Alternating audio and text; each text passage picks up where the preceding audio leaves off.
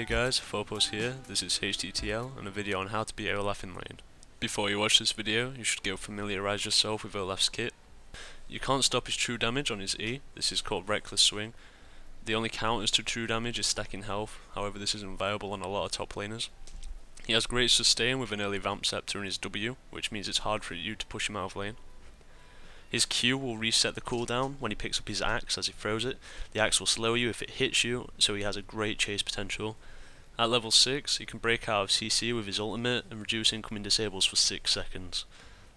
I will now talk about some champions that can be strong versus Olaf in the lane. These champions may not be 100% counter picks, however will still have some strengths over him. AD Kennen can stun Olaf before he gets to level 6. He can also poke Olaf with ranged attacks while staying out of range of Olaf's Reckless Swing.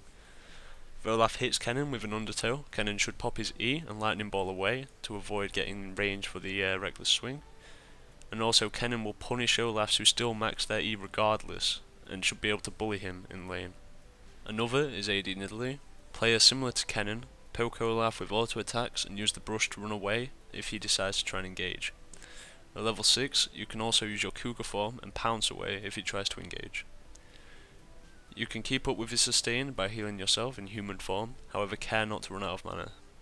Finally, your spear will do more damage the lower the health Olaf is on, and Olafs like to be on low health to abuse their passive. If you're a good Aurelia, you shouldn't find Olaf too challenging. Take health regen Quince and go for an early Philistone. With this sustain, plus your hitting style, you should be able to get hit by his Reckless Swing and heal it back in no time. When he Reckless Swings you, you can counter it with Equilibrium Strike, as you should be on a lower percentage health than him, implying that you are both on 100% health before the fight starts. Jax is my personal favourite pick versus Olaf. You can't dodge his Reckless Swing, however you can make Olaf's passive worthless with Counter Strike. Also, the more you get hit while using your Counter Strike, the more damage it does back. Jax can also sustain just as well as Olaf if you build a Gunblade on him. The next champion is one played often in career on top lane. It's Ezreal. I love playing Ezreal top and it can easily beat Olaf. Similar to Kennen and Nidalee, you do the ranged poke on Olaf. However, when he comes in range to engage you, you should arcane shift if the situation goes bad. He shouldn't be able to get in melee range of you, ever, unless you stand still to fight him. Don't do that. Darius is another good pick. Olaf benefits from being on low health to utilise his passive, meanwhile Darius loves enemies to be on low health to finish them off with his ultimate. When Olaf tries to Reckless Swing you and then run away in the lane phase, you should pull him back with your E, apprehend him, and then use your Q to do a good burst of damage. If played well, you should win these counter trades. As Riven, you can max your shield to block Olaf's true damage. In the lane you can catch up with him if he tries to Reckless Swing you and run away, and you can easily escape him if Olaf tries to engage you with a chase down with undertow. When Olaf goes on low health, you can easily finish him off with your ultimate. And also, when Olaf pops his ulti, don't waste your time using your stun. I've seen many Rivens do this and it's just bad play. If you think you are a good Rumble player, you should be able to beat an Olaf in lane. Use your shield to block his true damage, set him on fire, harpoon him, ulti him, and you'll do a lot of damage to him which you can't take. You can't slow him with his harpoon when he's hit level 6 though, as he can easily use his ultimate to break out of it. Just keep that in mind. Tiger Udyr is not a bad choice either. Try to stay in bear form as your last hit, so that when Olaf comes to Reckless Swing you, counter it with a bear stun into 2 procs of your tiger stance. When you fight Olaf at level 6, don't waste time switching to your bear form, instead just cycle between tiger and turtle stance. Not many people play Fizz top lane anymore, but if you are one of these few people, then you're in luck.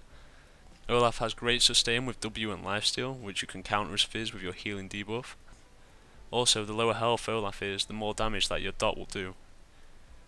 You can also engage as you want with your Q, and dodge his undertow with your E. Lee Sin is the final champion. Max your W for an epic shield, a lot of armor and a lot of sustain to keep up with Olaf in lane. Your Q also does more damage the lower health that Olaf is on.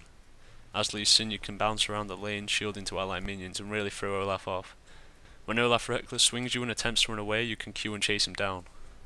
Moving on to item counters, there's not really that many for Olaf. A good idea is to pick up a Heart of Gold to counter the true damage. Movement speed is also useful too, as you can't slow Olaf, it's better just to run away. Ezreal with Triforce is an example of this. For runes to counter Olaf, Health Quints are not a bad choice and Armor Yellows for his auto attacks. However, I would not personally counter him with my runes, just because it won't matter too much in lane with Olaf. Olaf is extremely strong right now, and I wouldn't be too surprised if any nerfs come out in the near future. I hope some of the ideas in this video will help you in the lane phase against him, and as a final note, remember that this is my opinion made up from research into the game, theory crafting, my own experiences and so on. You may not agree with all the suggestions that I have made in this video, or you may have some more of your own. Feel free to discuss them in the comments and I'll happily join in. As always, this has been 4paws, and thank you for watching, and see you guys later.